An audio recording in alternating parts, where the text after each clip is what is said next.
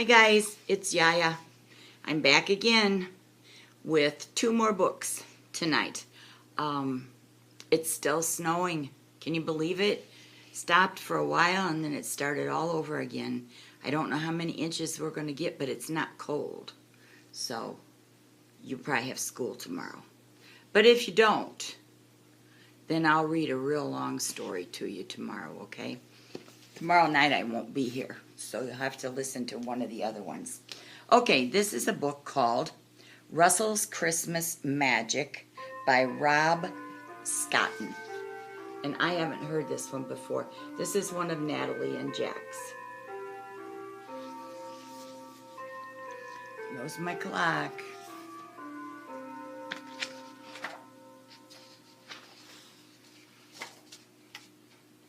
See what this one's about.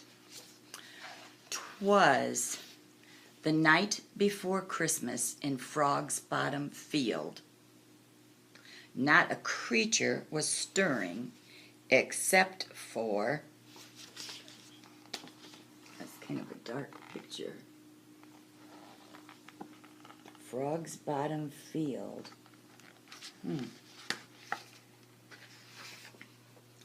Except for Russell. As he was hanging the very last lantern on the old tree, a shooting star caught his eye. Closer and closer it came, brighter and brighter, and then whoosh! Wow.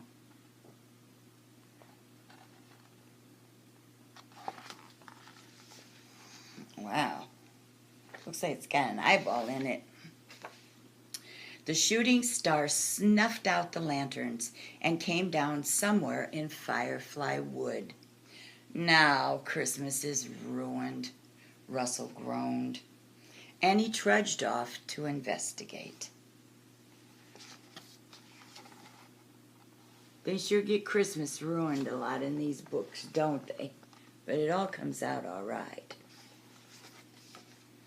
Russell might need a makeover. Okay. He came upon a small, round man brushing snow from his belly. "Santa!" Russell exclaimed. Sure does look like Santa. He's got a big red cherry nose. You see, you shouldn't see me," Santa said. "The sleigh is broken, and so is the magic spell. Christmas must be canceled."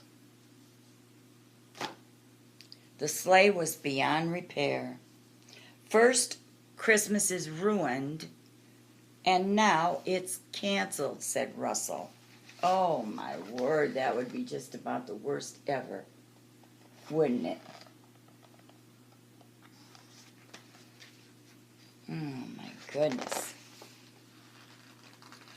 What's a Santa to do? An idea bounced around in Russell's hat and settled on his head. He raced to his workshop, grabbed his tool chest, and headed for a snowy mound. I don't know, I think Russell might be a mouse. There's Santa. Santa's all dejected, all sad.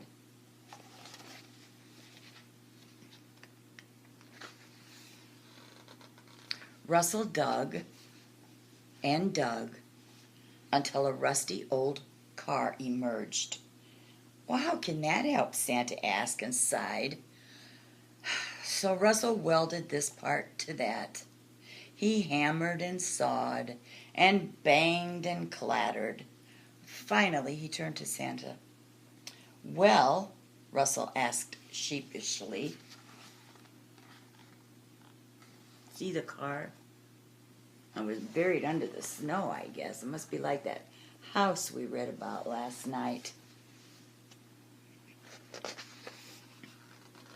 "Russell, it's wondrous, magnificent, a thing of beauty, a work of genius," Santa gushed. "Will it work?" Oh, look at, he's got his reindeers there.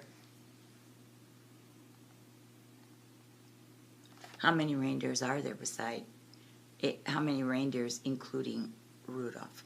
I know. Do you? As Santa harnessed the reindeer to the new sleigh, they began to disappear. I can't see you, said Russell. You can't see me. The sleigh is fixed, and so is the Christmas spell, cried Santa. Christmas is uncanceled. Oh, that's good. Huh?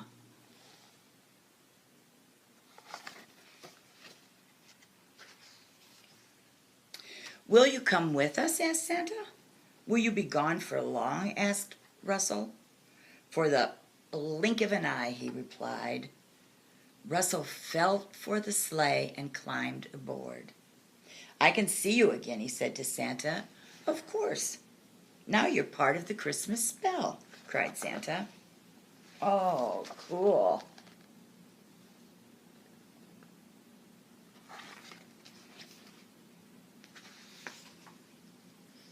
Now Dasher, now Dancer, now Prancer and Vixen, on Comet, on Cupid, on Donner and Blitzen.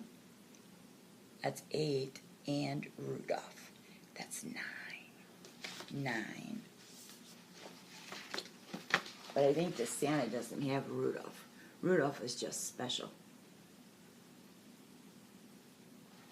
See him in the car? That's funny. I've seen some cars that look like that. Up, up, higher and higher they flew. Across land, across oceans they sped. Through the magical northern lights they passed. Northern lights are so beautiful. That's where the Big Dipper and the Little Dipper and that are. Oh.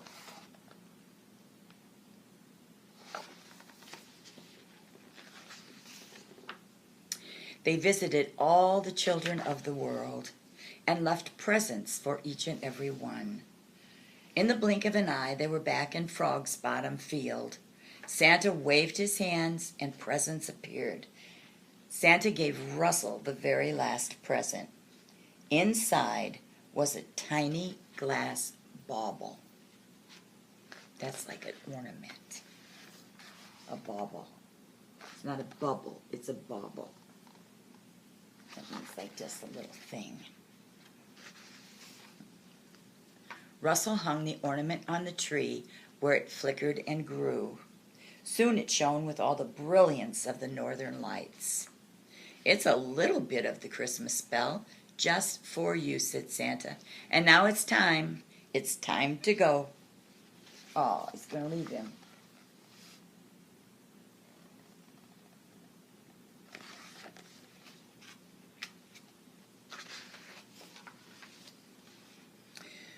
Goodbye, Russell, the sheep that saved Christmas, cried Santa. And Merry Christmas to you. Oh, Russell was a sheep. I didn't know that.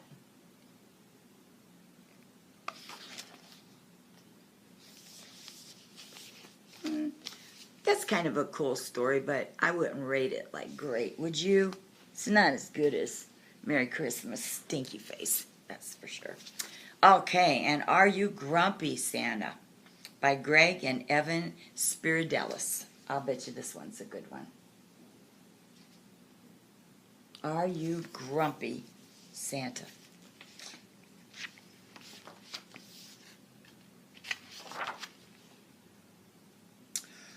We all know Santa's jolly, but there's something else worth knowing. There are times when even Santa doesn't feel like ho-ho-hoing. If you've never heard this story, you might be quite surprised. It's about a grumpy Santa who became ungrumpified. Oh, that's good then.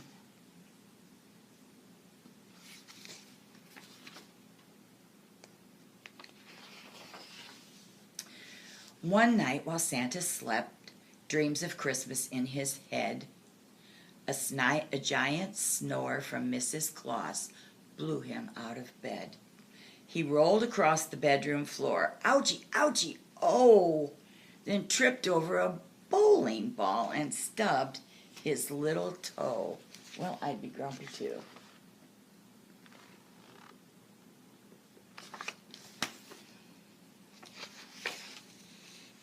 He was tired and his toe hurt, but he hopped into the tub.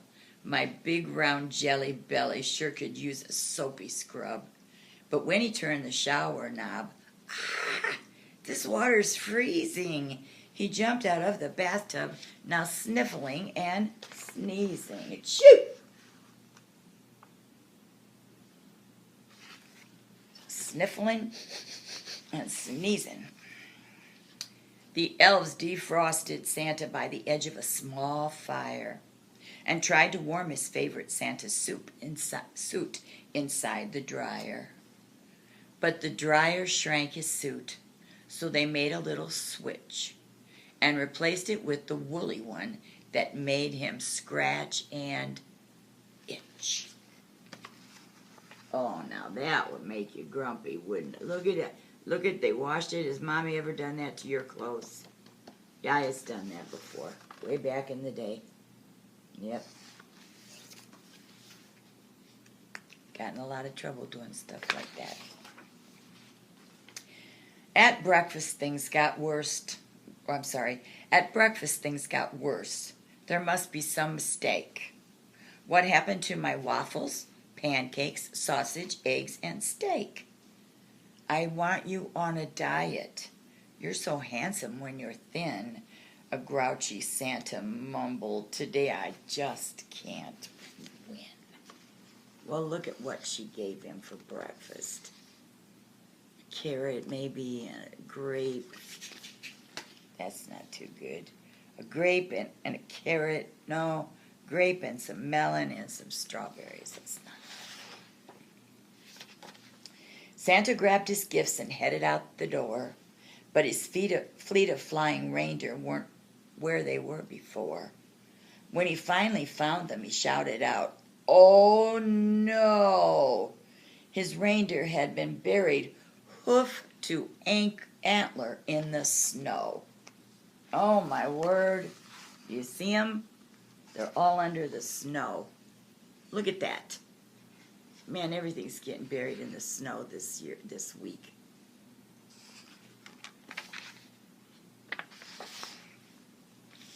The reindeer were still frozen. They flew out of control.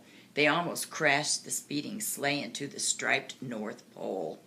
Hold steady, Santa yells as he unfolded his map. Then a giant gust of wind blew up and stole poor Santa's cap. Oh boy, he is having a bad day. I've had a few of those myself lately. At the first house on his list, Santa had no change of luck. He jumped into the chimney, but his belly got him stuck. He wiggled side to side, then gave a mighty push. He fell into the fireplace and sprained his chubby tush. Funny.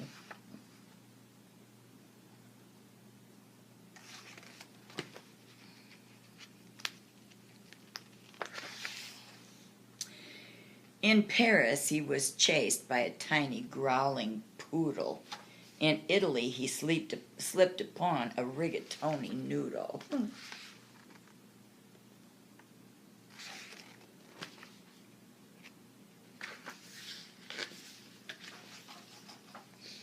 He was nearly trampled by a bull in beautiful Pamplona. He bumped into a Christmas tree in Phoenix, Arizona. I love rhyming books. Yeah, it's cute. At the last house on his list, near the point of full despair, he tripped over a toy train and flew up in the air. He grabbed the chandelier, then heard the ceiling crack. Poor old Santa tumbled down and landed on his back. That's not good. Better leave some extra cookies and milk out for this poor guy. I'm tired. My toe hurts. I'm hungry and I'm freezing. My wool suit is so itchy I'm sniffling and sneezing. My head has got a bump.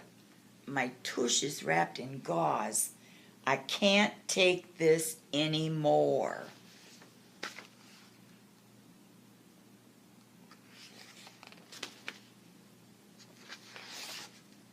I'm a grumpy Santa Claus. And he's yelling it, isn't he? I bet it gets better.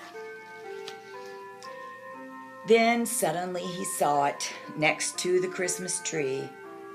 He walked over to inspect it, belly grumbling hungrily.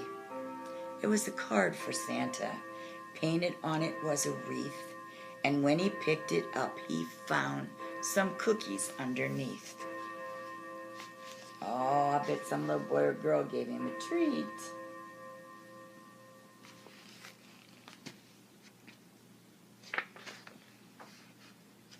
As he read the note inside, his heart did nearly pause.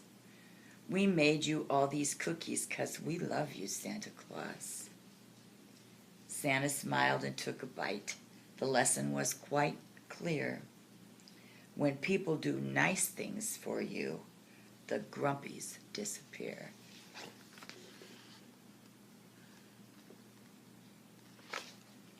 Boy, you can say that again. Oh, there's another. I think that's the end. Yep. And that's truth. If I have a bad day, all I need is a bunch of my little ones to give me a hug and give me a pat and make me laugh, and that happens every day. So, let's see. Today's Sunday. We're back to school tomorrow, but not too many more days, huh, guys? Till Christmas vacation. And I don't know if it's supposed to snow again tomorrow or not, but I'm supposed to go shopping tomorrow night. So if I'm not around, that's what I'm doing. And some of you I might see at a Christmas party this week. I'm not sure, but some of you I might. I hope you're listening. And if you're not, then I'm going to tell you when I'm at the party. So I want to say hi to Addison, and I know, because I know her daddy lets her listen, and Jack, and Natty, and Devin, and Dylan, and Lila, and Lucy, and Lincoln, and Jordan if he's out there, and who else? Sean, and Jane, and David, Quigley, they're my friends, and Josh, maybe Josh is out there, and Liam, and Mary, and Chippy, and I have so many friends out there. So many friends, and you guys make me happy and not grumpy. So, I will be back Tuesday, but I've got lots of nights of books that I've read, and I'll bet you could listen to one tomorrow night that you already listened to, don't you think? And maybe when I'm at Orland, I can find a very special book up there, okay? Maybe one to read you the night before Christmas. That would be good. So, I love you guys. This is Yaya, and I will be back soon, and be good boys and girls, sleep good, say your prayers, and say one from me.